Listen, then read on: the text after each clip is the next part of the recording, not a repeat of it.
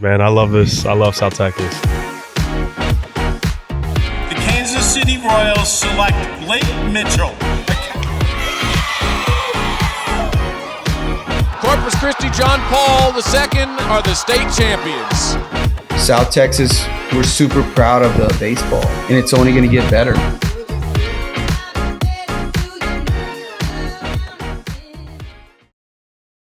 All right, everybody, welcome back to another episode of the South Texas High School Baseball Podcast. Today, we have on our very first guest from our very first episode. So he's back finally with some exciting news that will hopefully take place in the near future. But we have on the founder and director of player development for the Texas Reds organization, and that is Coach Michael Perez. I appreciate you coming down to Corpus on short notice to make this happen, but I know you had some time and you're really eager to get the news out, get the word out about all that's happening. So I'm really excited to have you here. No, thank you for the invitation. I really appreciate what you do for the South Texas baseball community, and we have so much to talk about. There's some very big plans that are happening for Texas Reds post-grad in South Texas, and I'm glad to be here. Yes, absolutely. Well, let's jump into it. So a couple years ago when we first sat down and had you on, I guess how old was the Texas Reds organization? It was 2 years old at the time. Okay. And we are approaching our fifth fall as an organization out of San Antonio. And currently we have one collegiate developmental team out of San Antonio. Okay. So we're approaching year number 5. It's gone by so quickly, but we're glad to be here. Well, since it's been a little bit and the podcast has grown in viewers since the very first episode, would you maybe look into that camera and just kind of explain to the people what the Texas Reds post-grad organization is? Because they hear all these words and they're kind of trying to figure it out. But let them know what it is, who it's for, and what the goal is, what the purpose is. Absolutely, and that's really easy to do. Texas Reds Postgrad is a collegiate developmental program. And what that means is we train, equip, and develop young men to be bigger, faster, stronger so they can compete at the next level and so that they're ready for the academic responsibilities that come with being a collegiate athlete. So Texas Reds has a full collegiate game schedule in the fall and the spring. So our organization competes directly against NCAA institutions in the state of Texas, from Division II to Division III to NAIA programs and to D1 and D2 junior college baseball programs in Texas. So our job is to equip and train and help these guys build the life skills, the discipline, the mental approach to having a successful college baseball career while learning the responsibilities of juggling academics and the college baseball lifestyle. Awesome. There you go. So there's a little bit of an overview of the program and the team. So when you hear Texas Reds post-grad, think of that. It's maybe this isn't the right term, but essentially kind of a gap year almost. Yeah, and others use the term gap year. We are looking for uncommitted high school graduates that can play at the next level. And that's our job, is to evaluate South Texas athletes that have a collegiate skill, right? So a collegiate skill may be a live arm, it may be collegiate speed, it may be hitting the baseball with collegiate power. Or from a pitching perspective, there's a velocity range that we're looking for so that we can see that somebody's projectable, that in the next year, it's very likely with our training and the support of our strength and conditioning program can add so many miles per hour to their velocity or have better command.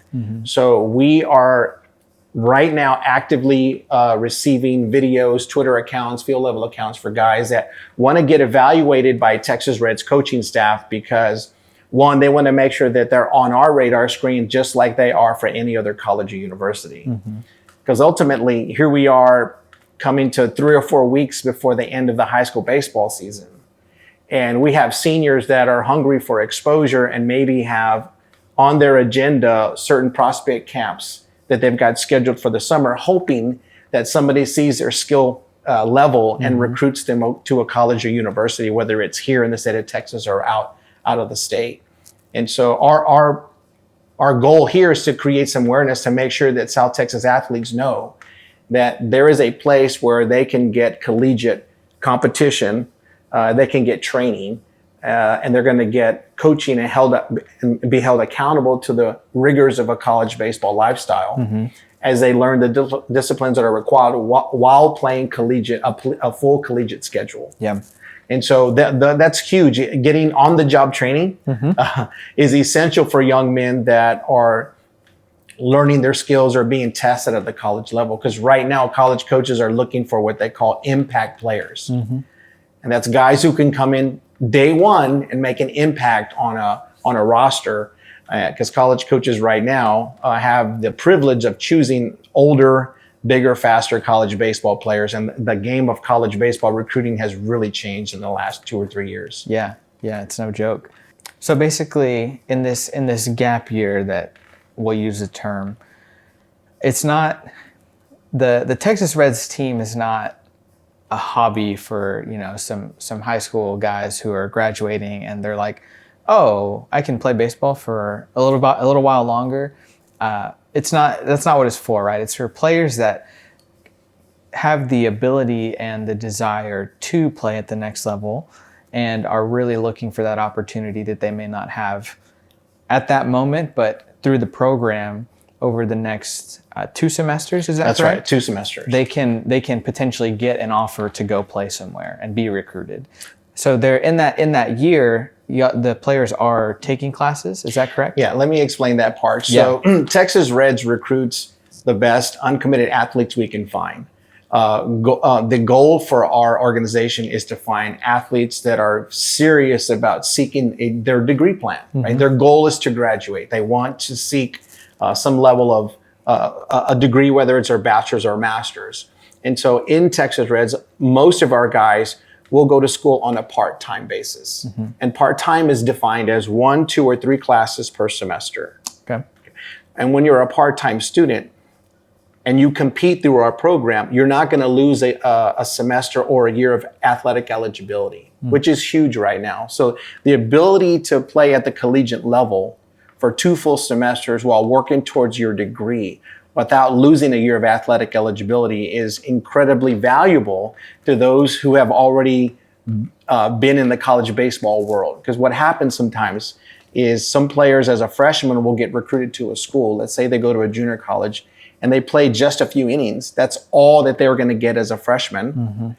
They're going to lose a whole year of eligibility. So that year is done. Yep.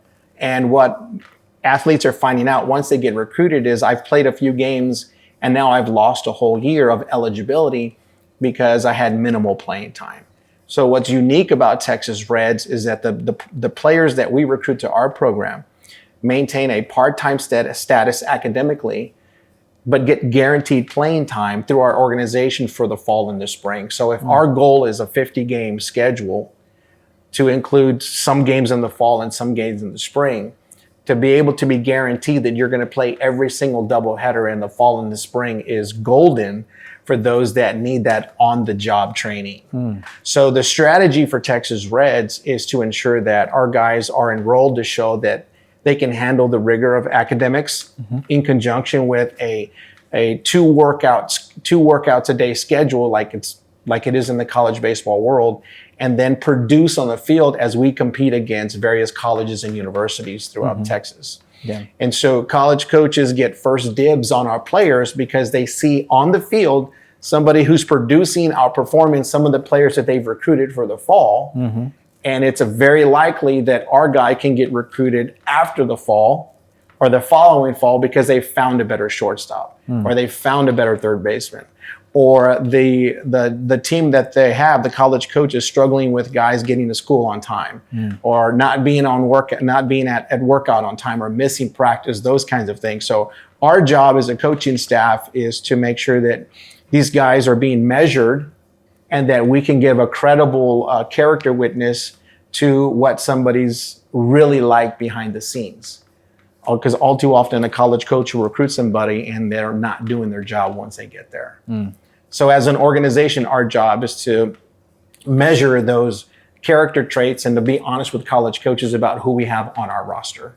What is the So I guess some of the training, what is that like? What is a day in the life of a player in the Texas Reds? If I sign up and I join the organization, I'm recruited by you guys, and we're ready to kick off the fall, what is my day-to-day going to look like? That's a good question. And so from day one till which players report to us second week in August. Okay. So our program mirrors the academic calendar of every college and university in the country, where baseball players report a week or two earlier than the semester starts. And then on day one, we have week one, what we call work week number one. Mm-hmm. And so every morning at 5 a.m., these guys get a text message saying, good morning, rise and shine, let's get to work. A roll call is at 5:55. So that in and of itself, that small detail or discipline is really critical. Mm-hmm. It's the reason we send out a message every morning at 5 is not to wake them up. It's to introduce them to the day, right? It's not our responsibility to wake up young men and say, hey, you need to get to practice, because you're going to be late. In our world, these guys are developing skills as men that are going to lead homes and have a wife at some point in time. And so being able to get up the same time every day is really critical to the character of a man who's going to lead. So our simple principle is 5 a.m. wake up, 5 a.m. greeting every morning. That's from August to December and January and May. They're used to seeing it. And so these guys will meet at our strength and conditioning facility, roll calls at 5:55, and then they'll get to work. So every day in the fall, Monday through Friday, these guys are in the weight room from 6 till about 8:30. Because the facility we use is DST in San Antonio. Yeah. And DST, I will tell you, is by far the best performance baseball specific organization in San Antonio. And so we work directly with them. They handle they track the success of our guys in every facet, whether it's a 40 time, a 60 time, deadlifts, squats. I mean, they've got so many measurables that they take for our guys because we want to be able to show our college contacts if these guys are progressing. Mm-hmm. And so DST handles our strength and conditioning. They also have indoor hitting facility, and their pitching side to their facility has all the technology you could possibly need for today's baseball economy, right? Mm-hmm. So morning start, they usually get to the weight room about 5:45, roll calls at 5:55. They work out till about 8:30, 9 o'clock at the latest. Hitters will hit after we lift. Pitchers will go into their pitching section and handle the workout. We'll do some speed and agility. That's just part number one of Monday. Mm-hmm. They'll break for classes. They'll have lunch. And then we'll meet at the field for our afternoon workout from 12:45 till about 3:45 to get our teamwork in. And so that's our approach from a logistics point of view. From a time perspective, there's 2 workouts a day. And time and attendance is critical. Mm-hmm. Because what good is somebody who can hit a baseball 10,000 feet if he can't show up on time every day? And so just from a work perspective, we're working out Monday through Friday, 2 workouts a day. And we give our guys off on the weekends, which is a little different than some college baseball programs.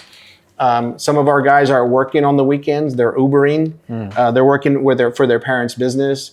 They're cutting grass. Some guys are working at Lowe's. Because our guys may have an agreement with their parents that I'm going to have to be a part of this investment in myself. Mm-hmm. I'm going to help pay for my gas, my food, my things like that. So these guys are learning that they're entering the job market.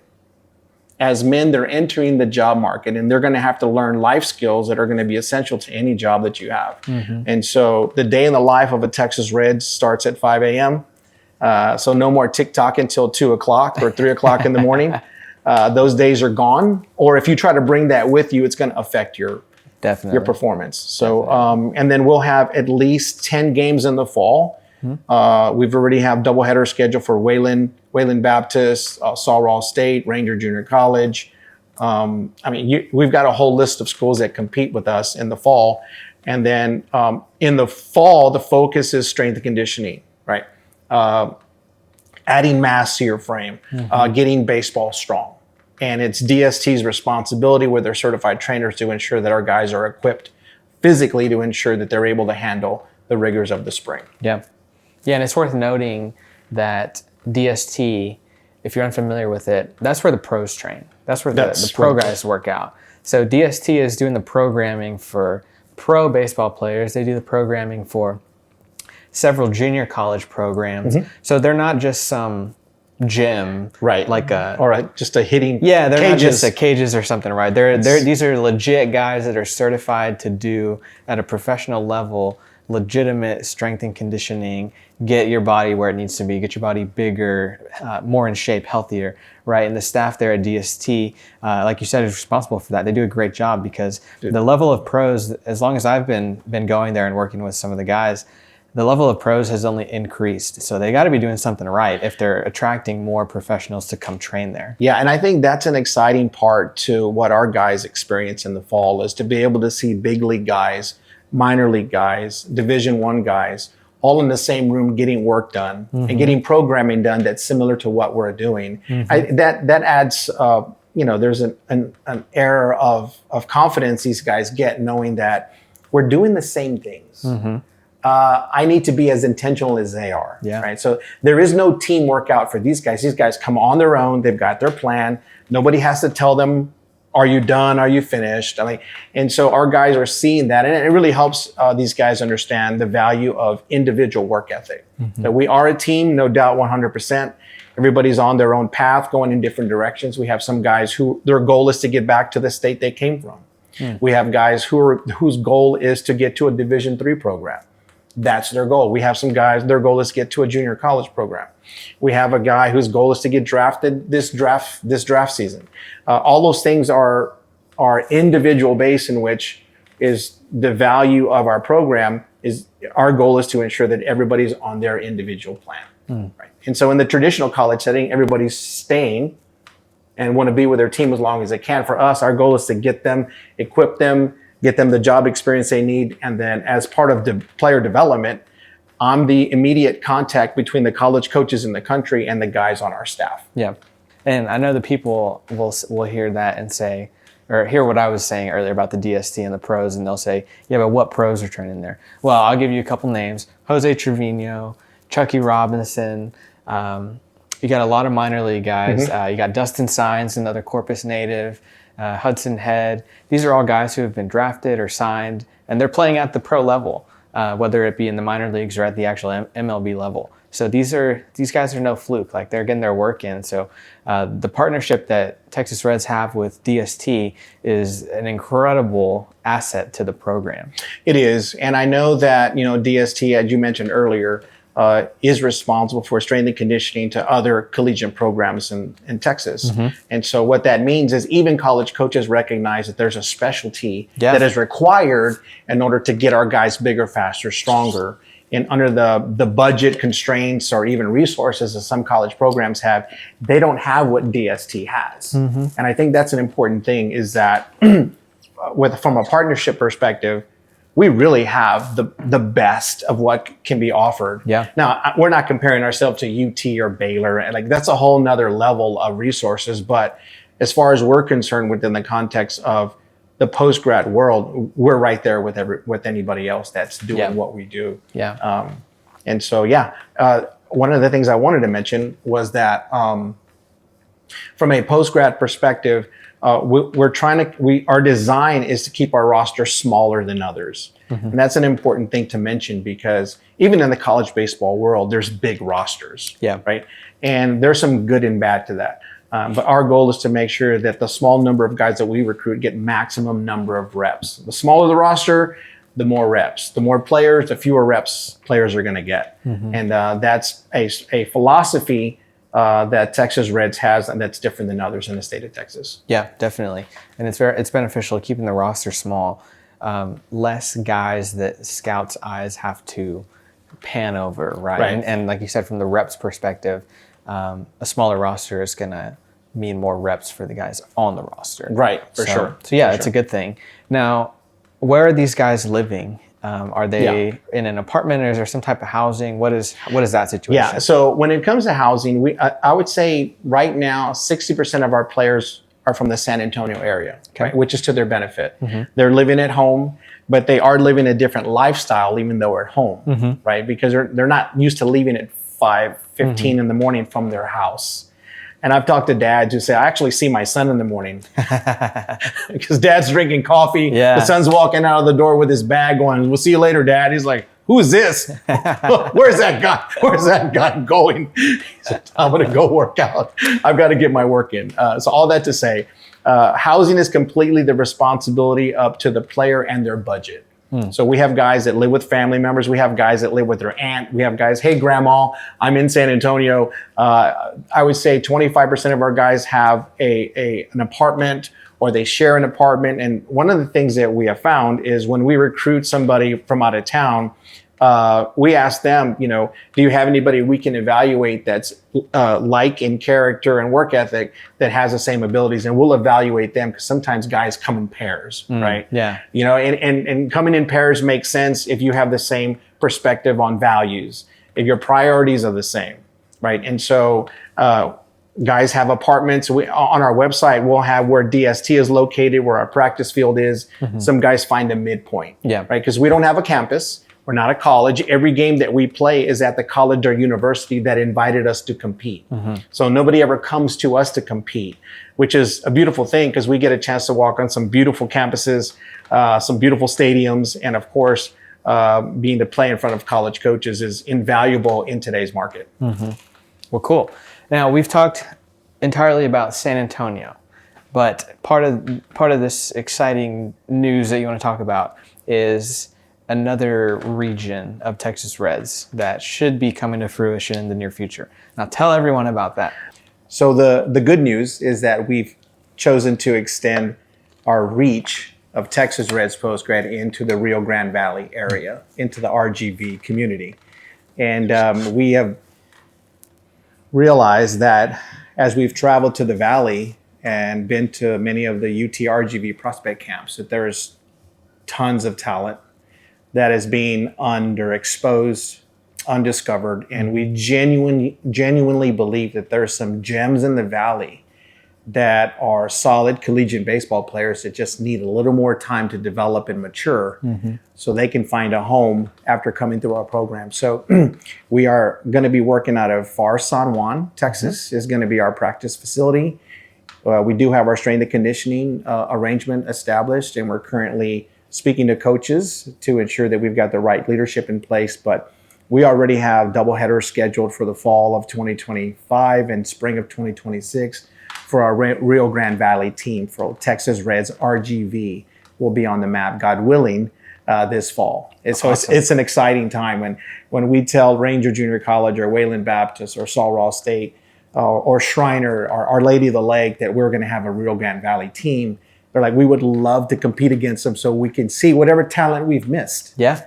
Right. So whatever talent we've missed or whatever talent that we like that we already know cannot find a home in San Antonio, maybe doesn't want to move out of state, but needs your structure, your discipline, your collegiate game schedule. They need your coaching in order to help these guys get in a position where they're more recruitable for Our Lady of the Lake or more recruitable for St. Mary's University.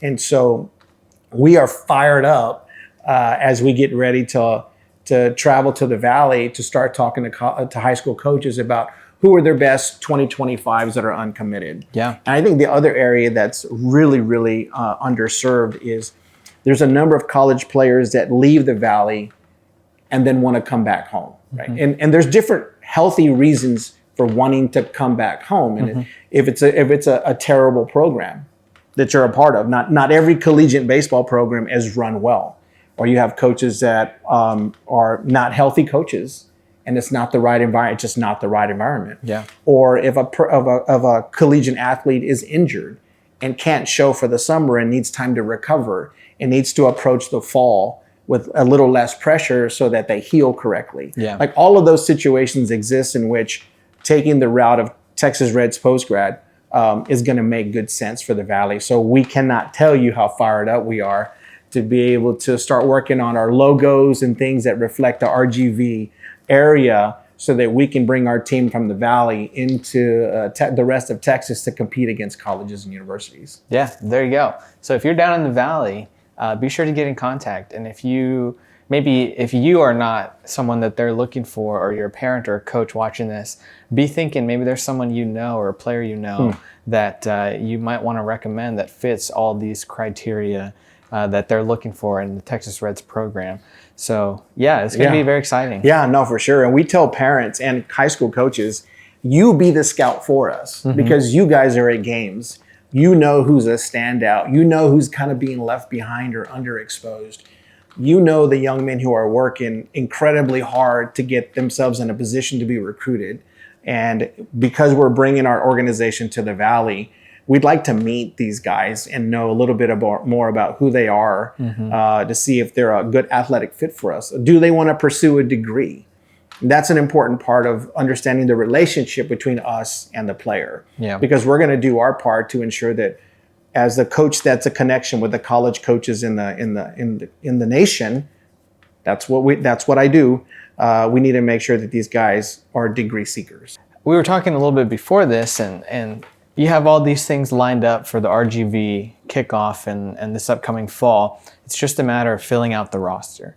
That's probably the most important part. Is that correct? Yeah, no, that's correct. That's always the challenge because we're creating awareness of the program. People have to understand what role we play and what we're not, right? So we're not a college, we're not a university. We're strictly a collegiate developmental program. And collegiate developmental does not exclude college transfers, right? We've had multiple players that come to us. We had the starting catcher for Coastal Bend who was there for 2 years. We have a player now who was a Division II right-handed pitcher who's no longer with his baseball program. And so we have guys that played 1 year of NAIA baseball in Arkansas who's now with us. We have a young man that came from Panama City and flew into the States to be a part of our program. And so the need is wide. And it's not just South Texas. We're going to make a home in South Texas.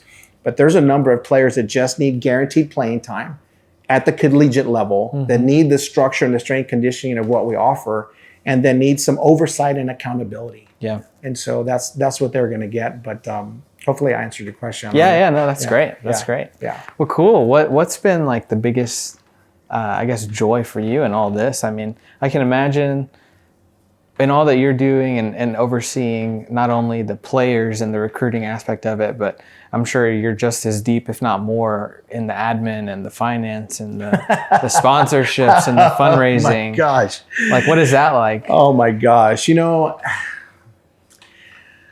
it's a lot of responsibility. It is, but nothing brings me more joy, right? To see a young man prosper, you know, and to see a young man who's 100% locked in, make these incremental steps or growth for success, and then see it blossom, right? And so the moments that we have together throughout the season are like gems to me. You know, if somebody gets a hit, who cares? It's just a hit. But how much work it took to generate that hit, and to see how it turns the light bulb on from a mechanical perspective and what that means to his future and how we celebrate that together, like on the field in the dugout. I know it's hot. I know it's dirty and all that stuff. And nobody's in the stands, right?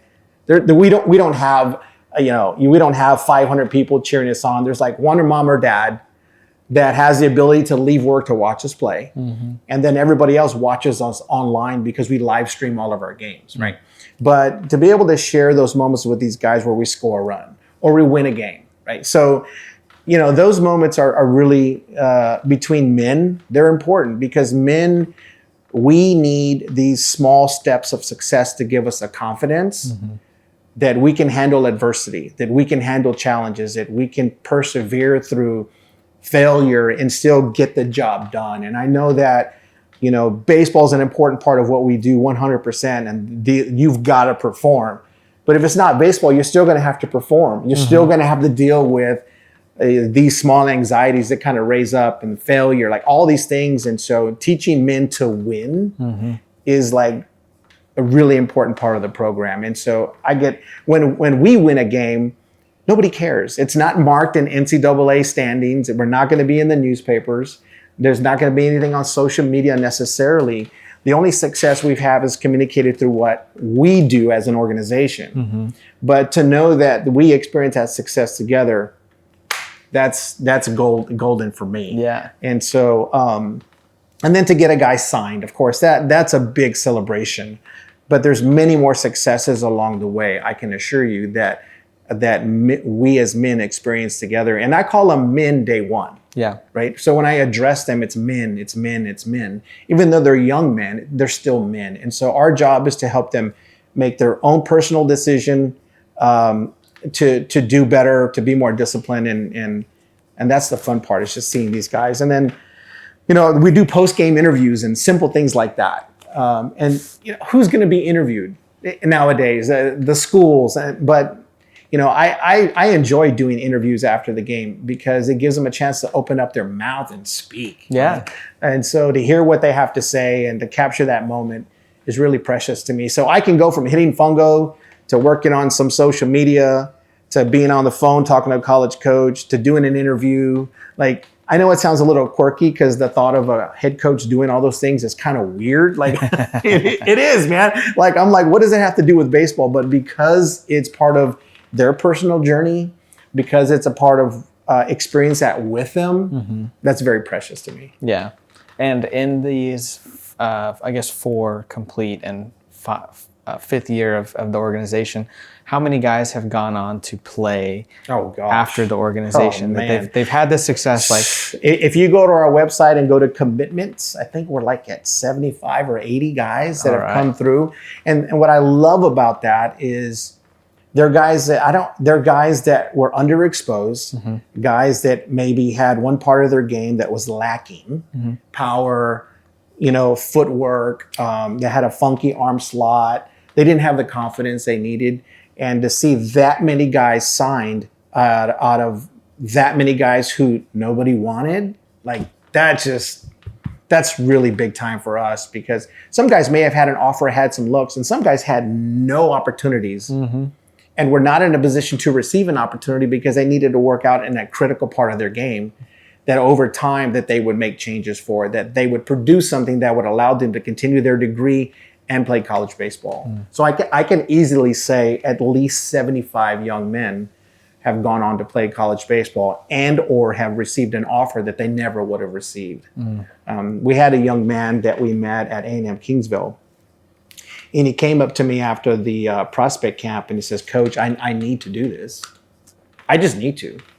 And I didn't pick him because his skills were behind. I'm like, you're behind. I said, I have no problem telling you that you're behind in your footwork, your hand action, you're out front on your like you're just behind. He says, "No, Coach, I don't think you understand. I have to do this." And I said, "Why do you have to do this?" That's what he said. He said, "Because my mother passed away about 6 or 8 months ago." He said, "And I promised my mom that I would finish my degree and I would play college baseball." He goes, "And you're the only person. If you say you're in development, you say that this is what you do, then I think you should take me."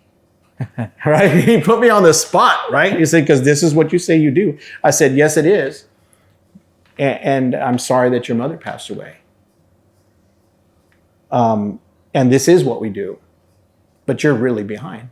And he's like, "I'm willing to do whatever." I said, I said, "You're willing to do whatever?" He said, "Yeah, you're going to have to lose 25, 30 pounds. You're willing to do whatever, right?" He says, "I am." I said, "Okay. Well, let me talk to our other coach, and I need to have a conversation with your dad before we even go any further." We had one conversation, and his dad said, "I'm willing to support him with whatever he wants to do." And I said, "Well, there's a financial commitment that's required. We're not funded by the government. This is a player-funded program. There are program fees. This is a real investment. If you have your father's support, me and our athletic director have agreed we will open up one roster spot for you. This is all we can do." And he says, "Okay, I'll be there in August." Okay, so this is a beautiful story. So the young man came to us. He was overweight.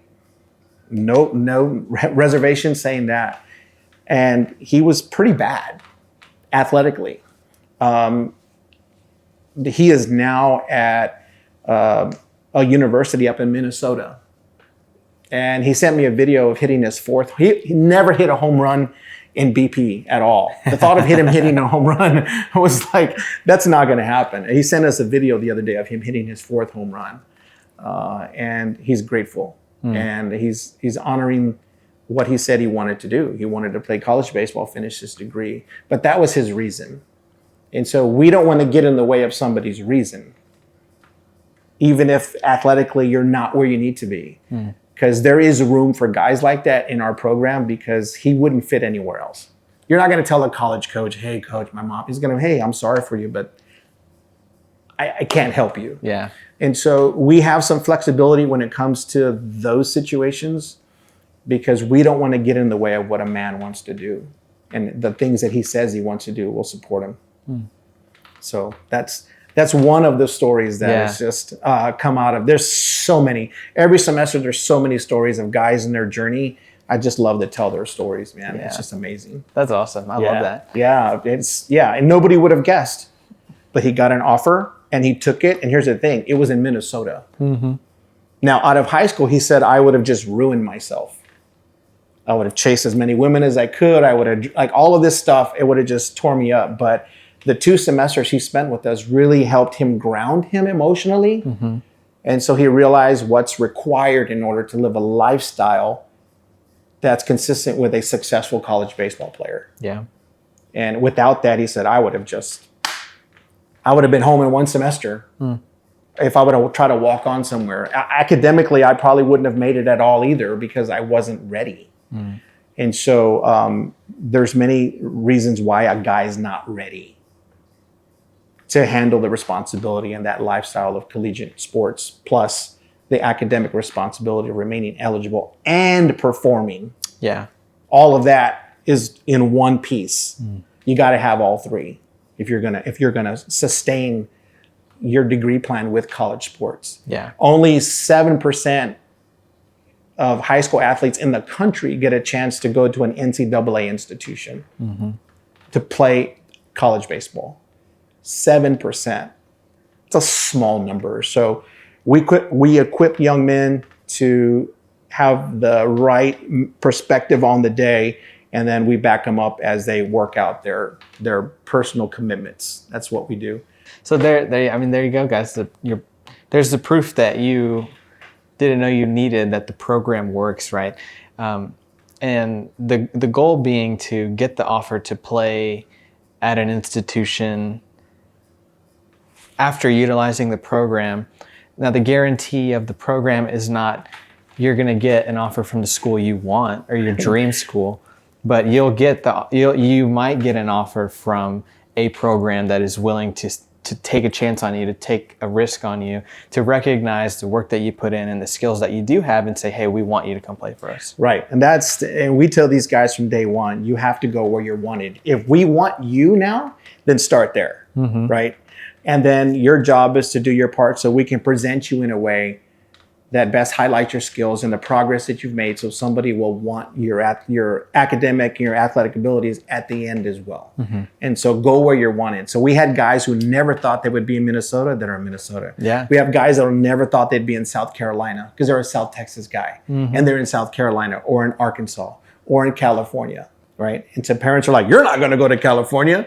And you know, but I always say this is like, and I have no qualms adding this piece. Like, if you're genuinely asking God for direction, and you're genuinely say, okay, where does my son go? And a door opens for him in Oklahoma.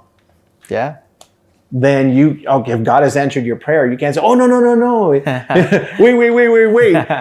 no, Lord, it's too far. Right. So that we really challenge our guys to understand there's nothing too far. There's really nothing too far. We're only gonna go as far as your fear settles in, right? And so if you have no fear, which we're not supposed to have the spirit of fear, then we should be willing to go wherever the door genuinely opens for us. Yeah. And that's something that we make sure our guys and our parents understand. Yeah. Because the parents are involved in this process from the very beginning.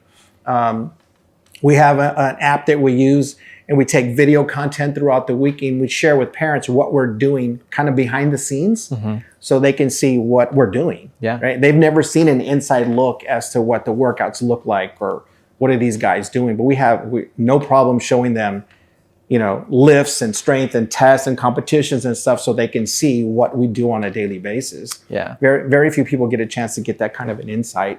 But we're the more transparent we are with that, the better, because it means everybody's involved. Yeah. Right. And so it's a really cool thing. Yeah. Yeah. Yeah. Now, on the financial side of it, what is the investment that the player makes compared to what the organization would provide, as far as like uniforms and stuff like that? How does that play out? Yeah, no, that's a good question. So as an organization, we're responsible for the following, right? Mm-hmm. We're responsible for bringing a full collegiate schedule fall and spring. And so our goal is always 50 games for the year. Right? So whether that's 10 and 40 or 15 and 35, that's the goal. Yeah. Now, inclement weather and in the spring, as teams get closer to playoffs, sometimes they say, hey, coach, we're not going to play that doubleheader. We're getting ready for our regional tournament. We understand 100%. So the goal and part of what we bring to the table is 40 plus games. And we say 50 because that's our goal, right? And then we're responsible for, of course, the strength and conditioning. We're responsible for our practice field. We're responsible for collegiate coaching. We're responsible for recruiting, which is like the backbone to the program. These guys are going to do everything they can to get exposure, to have game performance. And then from a recruiting perspective, they're going to get recruiting it to its highest level, right? Understanding what is their individual plan, what are their target schools. And then we collect video content to ensure that we've captured everything possible as we present to college coaches these players. So, and then we have our community involvement, and then we have guys' nights out. I mean, social media content. There's so much we do as an organization to make sure that these guys have a full service or a full experience. And so our program is funded by player fees, which is a responsibility of the player and the families, and they're able to choose a payment plan. There's two options that they can choose, and all of that information that's in writing is sent over to the players that we have an interest in. Okay. Right? So the process for us is they get evaluated by video, or they can come to San Antonio for a workout to get evaluated.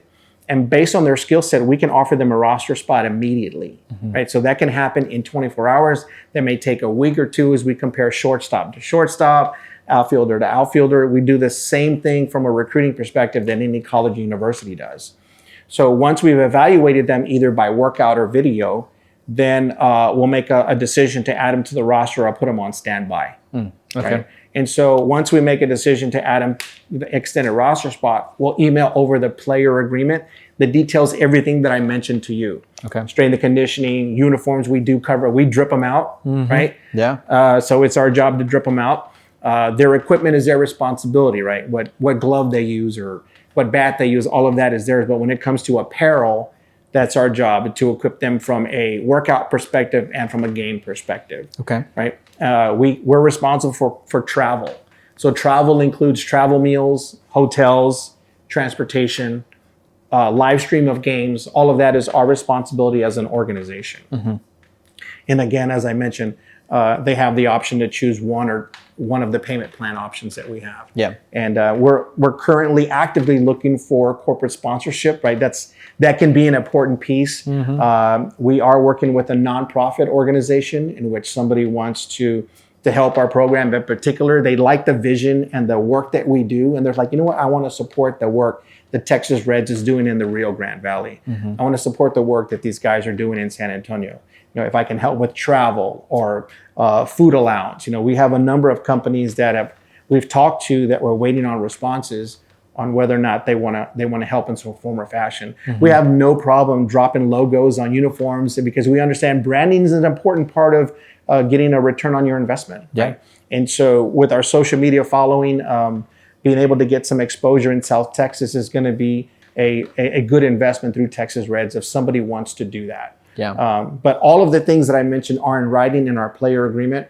Once we send out a roster spot offer, the player agreement is connected to it, and they decide, is this something we can do or not? Right? Keeping in mind that housing is their responsibility. The number of classes they take and where they go to school is their responsibility, whether they take 1, 2, or 3 classes.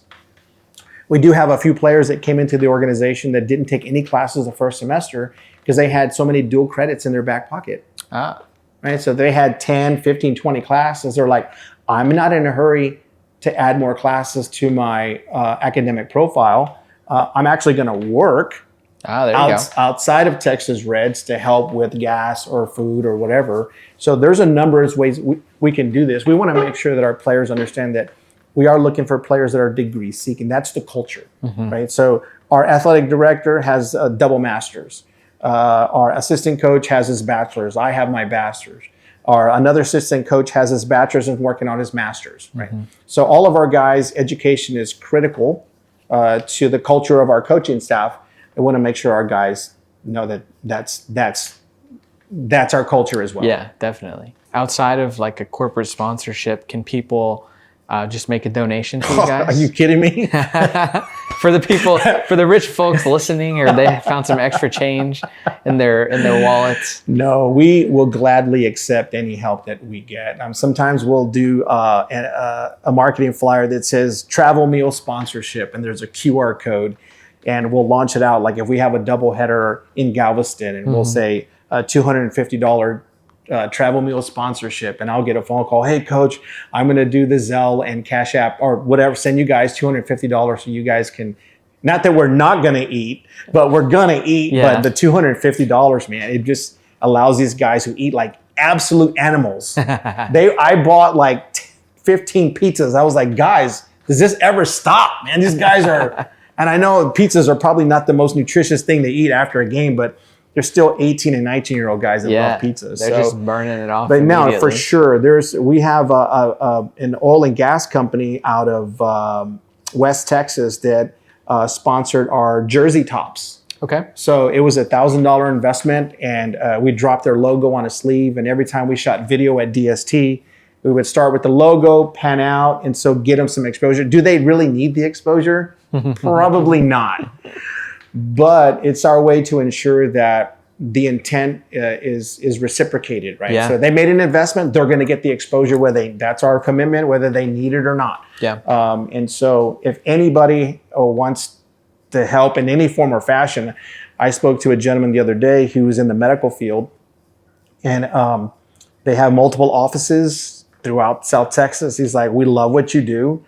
Let me talk to my accountant and see if we can help you some form or fashion." So, yeah, I've worked diligently outside of baseball to try to establish these professional corporate relationships. It's just a lot. And so I don't know if this will help. God willing, there's somebody who says, you know what, I like what you're doing and bringing to the Rio Grande Valley. I want to get on board and help, because obviously we're going to need equipment, right? We're going to need pitching machines. Yeah. We're going to need baseballs. I mean, just baseballs alone. When I see UT and A&M still gather their alumni to raise money, I'm thinking, gosh, how much money do they go through? Like, it's crazy. But I think it's important for the corporate community to understand that we operate like a junior college program. Yeah. Our budget is reasonable. We travel and choose moderate hotels. Yeah. Like we're not at Hilton or like we're going to eat well, but we're still going to Chick-fil-A. Yeah. Like, we're still going to Whataburger. Like everybody wants a Whataburger. But no, we're doing our best to make sure that these guys are experiencing a junior college experience, because that's what the mentality and the culture is with us. It's operating like a junior college when it comes to structure, order, like mentality. Yeah. Right? And so we tell these guys, even though these guys have a roster spot, they're guaranteed playing time. And I tell you, man, that was the hardest thing for me to say. Guaranteed playing time. Like that was like very hard to say because I've never operated in a guaranteed anything. Yeah. But because we're developmental and because we have a smaller roster, you're going to get guaranteed playing time. So if you get 50 or 60 or 75 at-bats at the college level as a freshman, that's a lot of on-the-job training. Yeah. And so that's incredibly valuable. We recently had 4 guys that were signed last week. Awesome. And I'm just fired up about that. Wayland Baptist, we went to Wayland Baptist and won 2 out of 3. And we put it on them pretty good. Yeah, there you go. And we had some guys that were like 5 for 8, 6 for 9, stole 3 bags, had a triple, a double. And immediately after the game, the coach called me and says, hey, I need to talk to these two guys. Let me have a conversation with them. 3 weeks later, we get an offer emailed over. The guys accepted it. They're out the door going to Wayland Baptist, right? Wow. So do they leave? Will they leave the program early to get to campus? That's a good question. So the guys that got signed recently are getting ready for the fall of 2025. Okay. Because they were seen in the spring. Yeah. Right. So, and then I think we've had like maybe one a year in the fall. They got signed after the fall. And then they go to campus for the spring? Yes. Yeah. And so I'm glad you mentioned that, because we have college guys that come in for the fall saying, okay, if I get signed, I won't need your spring. I'm on the roster somewhere else in the spring, right? So the agreement that we have is a 12-month agreement, but what can end that agreement is if you get an offer to continue somewhere else, right? And so that has happened from time to time. We're not here to hold anybody. Our job is to get guys out. Yeah. So whether it has anything to do with not is irrelevant to what I need to do from a recruiting point of view for the spring. But again, that's happened maybe one player in the fall for the last 4 falls. Everybody else has been signed in the spring because a majority of your games are played in the spring. Yeah. In the spring, college coaches review their roster and say, okay, these seniors are leaving. The juniors and the sophomores, they're not as good as they thought they were. I like that shortstop from Texas Reds post-grad. He's got his grades in order. He's playing collegiately. He's not a high school freshman anymore. Yeah. He's not a freshman. And I would rather take him than somebody out of high school. I don't even know if it's going to show up to school on time. So the value that we're bringing to a small group of guys has been tremendous. And we've seen the fruit of our labor, and that's exciting. So we've 2 to Wayland Baptist, 1 to Our Lady of the Lake. And we have another young man that he's been committed to Texas State. Awesome. And We're just doing our part to help him get as many innings in as rep, to maybe help build his NIL image when he gets there. Yeah. Right. So that he has a greater platform than when he gets there than just coming out of high school. And so now he's got collegiate games under his belt. He's leading in strikeouts. And so we're doing what we can to create as much exposure for him, so he has some leverage when it comes to NIL stuff when he gets there. So that's a whole nother conversation. Yeah, that can be part of the equation. We're currently looking for small businesses that want to sign an NIL with our post-grad players, because what it is you're leveraging the social media platform we've created for your business on a very small scale. Very small scale. If you have a restaurant and our guy can go in and have 1 meal a week because he's connected to us, like as simple as that is, or if you want him to use your glove, like it's simple as that is, you can get tremendous exposure through our program working with our players. So there's a lot of things we can do that we're willing to do that maybe other postgrads are not when it comes to NIL stuff.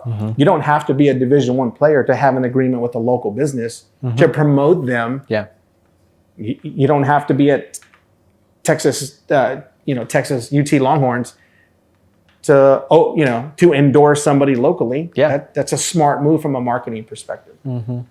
But man. Well, cool. That's awesome. I think in everything that we've talked about, is there anything that we're leaving out? Anything that you want to add? Man, I could go on and on.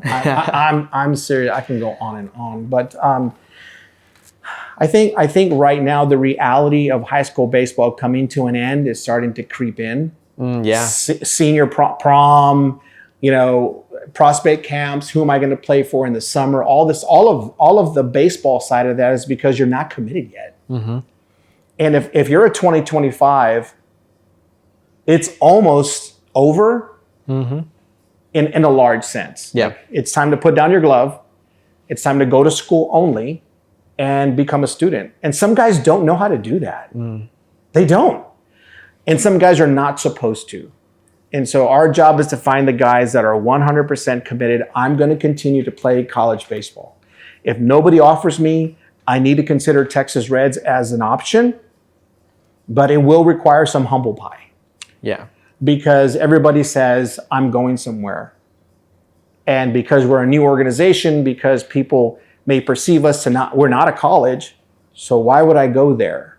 Well, because they have in place a plan. And I need a plan. And some parents say, my son needs a plan. And it's got to be clear. It's got to be baseball. It's got to be school connected, because those two have to work together for the next 2 semesters, because the first 2 semesters out of high school are the absolute most critical for young men. Because going to school for some guys is not enough. If their day ends at 11:30 or noon, Yeah, you got a whole other day. what are you going to do? What are you going to put your headset on in 4 hours? No, that's not going to happen. For guys that want to start a business, the guys that want to help their dads build their business, most young men that are 18 don't have that foresight yet. They're trying to do something other than what their dad's doing. Yeah. Like, I'll do anything but what my dad's doing, right? And that's a reasonable thought for an 18-year-old. I get it. But when they realize how difficult the job market is, and companies downsize, they're like, hey, maybe helping dad. Maybe helping dad or mom.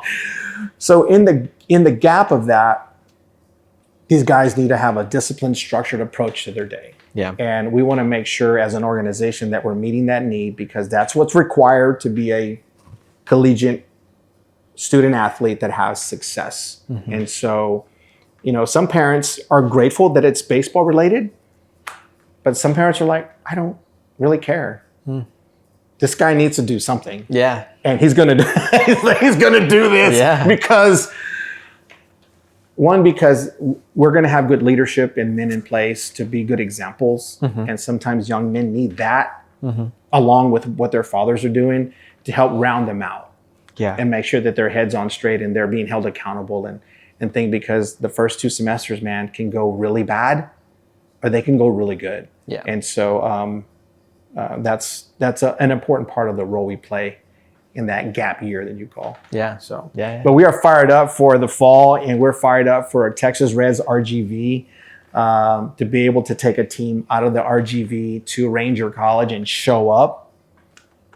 Man, I get all fired up. That's going to be awesome. Yeah, that's good stuff. Yeah. It's good stuff. I think the only other thing I can think of is for the people who have not seen the very first episode that we had you, just kind of explain to people who you are, because they might be sitting here and listening to you talk and they're like, well, who's this guy? What are his credentials to have a baseball organization? So if you would just give a quick rundown on who you are, where you're from, where you played, all that stuff. Yeah, so I'm from San Antonio, spent my whole life a majority in like one zip code. It's just weird.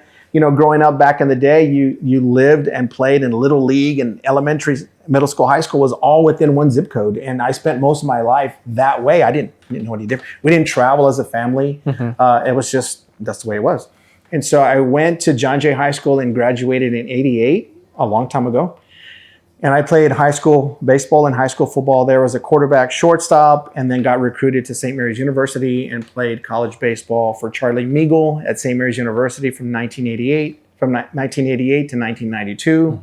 And I finished with my bachelor's degree, business administration and marketing, and started coaching and working with the high school baseball community, helping guys get recruited.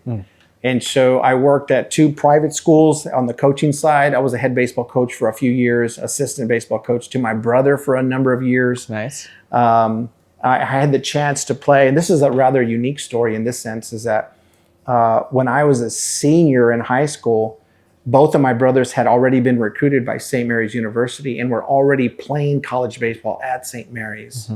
When they recruited me, I became the 3rd brother on the baseball team. Wow. So there was Bobby Perez, David Perez, and Michael Perez. And I think we were the only 3 brothers to ever play college baseball together in the school's history. And so to be able to play together with them and to live with them and dorm with them was a whole nother experience. But on the baseball side, my brothers were incredibly successful with all kinds of accolades, whether it's hitting hitter of the year, leading. My brother was newcomer of the year.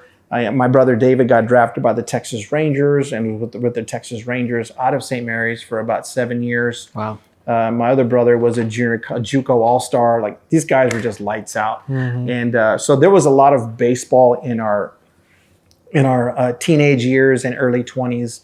And my oldest brother coached at Cornerstone Christian School, and I worked with him. And then I started doing recruiting on an individual basis for South Texas athletes. So I do have a YouTube channel. It's called Perez Recruiting Advisors. Yep. And that's kind of how this whole thing started. So building relationships with college coaches over the last 20-something years. Texas Select All-Star Showcase as an annual event. I was a big traditional All-Star game guy. I wanted an annual All-Star game in the city. Yeah. That found the best high school athletes that were uncommitted, and I did that every year for 15 years out of San Antonio. And so, and then the recruiting video work started to materialize out of that because there's more need than just the All-Star game. And so I started doing recruiting advising and recruiting video work and player exposure years ago. And so when I talked to my professional contacts and said we were launching Texas Reds post-grad, they were like, Coach, let's go. Like, because they know that from a recruiting perspective that I know how to evaluate talent. I know how to project, the best I can. And I'm going to send you players that can help you win. And once college coaches knew that that's kind of my sweet spot, then the launching of Texas Reds was so much easier. I had no idea that Texas Reds post-grad was on the plan so far. I was just doing recruiting out of South Texas. And when I saw the model up in the Dallas area for post-grad, I was like, yeah, that's pretty interesting. I like that. Not knowing how much work was required to get that work done. I've learned since then, but it's such a good work. Yeah. And I don't ever feel like I'm working a day in my life because I'm always around young men. I'm mentoring. I'm being mentored by others in the business. And I get a chance to be a coach, but a father-like figure to some, and just enjoy it thoroughly. Yeah. Yeah. So this is going to be our 5th fall with Texas Reds post-grad out of San Antonio, launching Texas Reds Rio Grande Valley fall of 2025. Well, everyone, there you have it. Coach Michael Perez and the Texas Reds post-grad organization. We really appreciate your time. I know you came down from San Antonio today to make it happen, and you're going to do a little facility tour here in a little bit of a place downtown. Yeah. That you guys might potentially get some work in at if you're ever in the area. So thanks for the invitation. I know that we have knocked on the door in the Corpus area lightly, but maybe through this podcast, high school coaches that are just coming into contact with us for the first time will go, I've got some seniors that can play, may not find a home. Maybe I need to make a contact with them. So I am going to tour some facilities here in Corpus to try to shake some hands and figure out if there's any unhidden talent and some gems that need what we do as well. So we're fired up to be here. Definitely. And if the coaches won't find the talent for you, I'll do it myself. Awesome, man. So yeah. Hey, I have a gift for you. Yeah? I have a gift. Yeah? I have a gift. Okay. I'm presenting to you. Oh, yes. Yeah. One of the new caps that just came in. Awesome. Right? It's not a new logo, but it's the original cap. And so I really dig our color scheme. Yeah. Our logo, I think, is off the charts. And this is for you, man. Awesome. I appreciate it. There you guys go. The Texas Reds logo right there. So when you see it, know this is what we're repping. So Texas Reds, I think that's a great note to end it on. Let's do it, man. So, thank you so much. Yeah, of course. Appreciate it again.